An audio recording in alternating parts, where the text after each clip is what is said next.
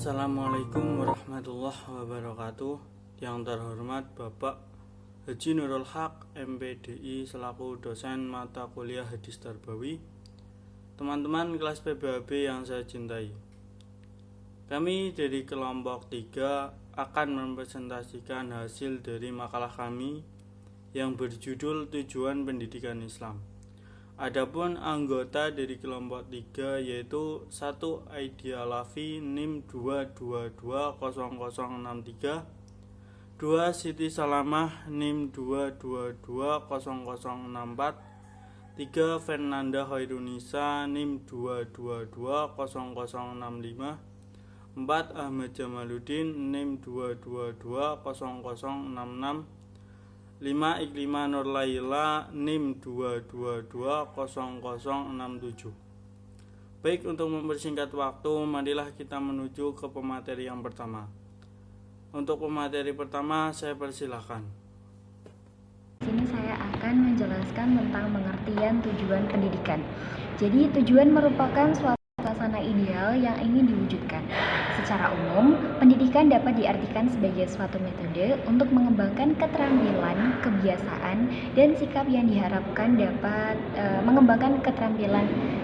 dapat seseorang menjadi lebih baik. Menurut Dr. Zakia Derajat bahwa Islam secara keseluruhan yaitu pribadi seseorang yang menjadi insan kamil, yang artinya manusia utuh rohani maupun jasmani dapat hidup berkembang secara wajar dan normal karena tawakalnya kepada Allah Subhanahu wa taala.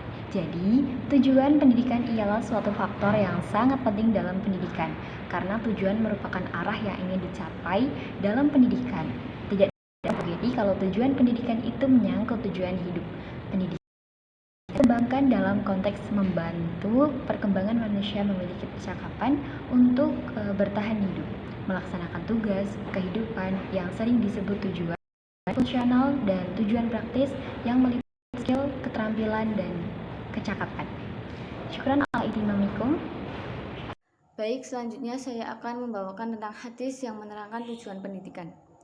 Tujuan pendidikan hendaknya hanya untuk menjadi orang yang berilmu, pembelajar, pendengar, dan pecinta ilmu. Jangan pernah mencapai tujuan yang sifatnya hanya sementara, seperti jabatan, pangkat, atau kekayaan. Hal ini diisyaratkan dalam hadis Nabi Muhammad SAW. Qala Nabi sallallahu alaihi wasallam, kun aliman au muta'alliman au mustami'an au muhibban wala takun khamisan fatuhlik. Rawahul Baihaqi. Yang artinya, jadilah engkau orang yang berilmu, atau orang yang mencari ilmu, atau orang yang mendengarkan ilmu, atau orang yang mencintai ilmu. Dan janganlah kamu menjadi orang yang kelima, maka kamu akan celaka. Hadis riwayat Imam Baihaqi. Penjelasan hadis tersebut yakni, hadis tersebut menjadi landasan pendidikan. Hadis yang berbunyi kun aliman menjadi jadilah ahli ilmu, memerintahkan kita untuk memilih jalan ilmu, dan dilarang menjadi orang yang kelima karena akan menjadi penyebab kehancuran. Kita harus menjadi pendengar dan pecinta ilmu. Sekian dari saya, kurang lebihnya mohon maaf. Selanjutnya akan dilanjutkan oleh Mbak Aidia Alafi. Kepadanya dipersilahkan. Baik, selanjutnya tingkatan-tingkatan tujuan pendidikan. Tingkatan tujuan pendidikan pertama yaitu tujuan pendidikan nasional. Dalam perumusan tujuan pendidikan nasional di sini, dalam negara kita mengalami perubahan yang sejalan dengan politik dan pembangunan nasional. Selanjutnya yang kedua ada tujuan pendidikan sejak tahun 1966. Di sini tujuan pendidikannya yaitu membentuk manusia Pancalia sejati berdasarkan ketentuan-ketentuan pembukaan Undang-Undang Dasar 1945. Lalu yang ketiga ada tujuan pendidikan nasional yang berlaku sejak tahun 1973, yaitu tujuan pendidikan nasional yang membentuk manusia untuk pembangunan yang berpancasila dan manusia Indonesia yang sehat jasmani dan rohaninya.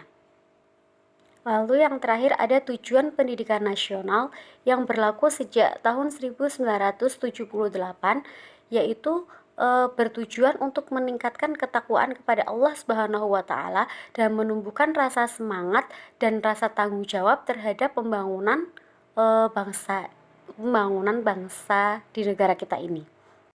Selanjutnya yaitu tujuan pendidikan Islam yang telah diuraikan sebelumnya dapat disistematikan menjadi satu, terwujudnya insan yang beriman dan bertakwa kepada Allah Subhanahu wa taala. Lalu ada terwujudnya insan kamil yang berakhlakul karimah. Yang ketiga, terwujudnya muslim yang mempunyai kepribadian. Lalu ada terwujudnya insan yang cerdas dalam mengkaji dan mengajarkan ilmu pengetahuan. Lalu ada terwujudnya insan yang bermanfaat untuk kehidupan orang lain. Lalu yang terakhir ada terwujudnya insan yang sehat jasmani dan rohaninya. Selanjutnya untuk masalah tujuan pendidikan Islam, Al-Abrashi telah mengedepankan akhlak yang sempurna.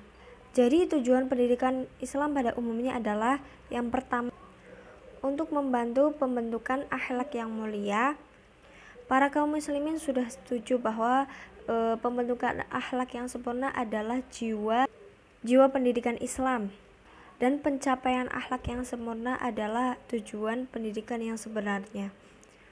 Yang kedua ada pencapaian persiapan kehidupan dunia dan akhirat. Kedua hal tersebut adalah tujuan pendidikan dasar pada umumnya. Yang ketiga ada persiapan untuk mencari rezeki dan pemeliharaan dari segi-segi kemanfaatannya. Pendidikan Islam tidak semata-mata hanya pendidikan agama saja dan spiritual, namun tetap menaruh perhatian pada aktivitas, manfaat, dan tujuan nyata. Yang keempat ada menumbuhkan ruh ilmiah pada anak didik dan memuaskan keinginan arti untuk mengetahui dan memungkinkan ia mengkaji hanya sekedar ilmu. Yang kelima ada menyiapkan anak didik dari segi profesional, teknis dan perusahaan supaya ia dapat menguasai profesi tertentu dan teknis tertentu agar dapat mencari rezeki.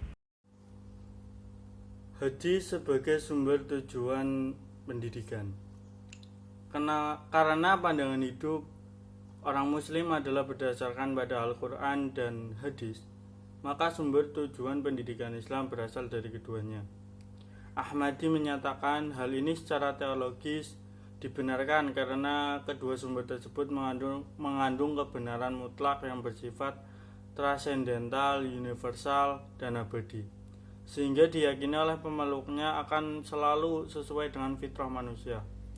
Ada banyak pandangan-pandangan seperti Ahmadi tadi, contohnya dari Abu Dinata, lalu juga ada Jalaluddin Rahmat, ada juga Al-Nahlawi. Intinya pendidikan Islam itu diharapkan akan menghasilkan manusia yang dicita-citakan oleh Islam, yang mengacu pada sunnah Nabi atau hadis tadi, yang menggambarkan realitas pendidikan Islam. Sekian yang bisa kelompok kami sampaikan, kurang lebihnya kami dari kelompok 3 mohon maaf. Wassalamualaikum warahmatullahi wabarakatuh.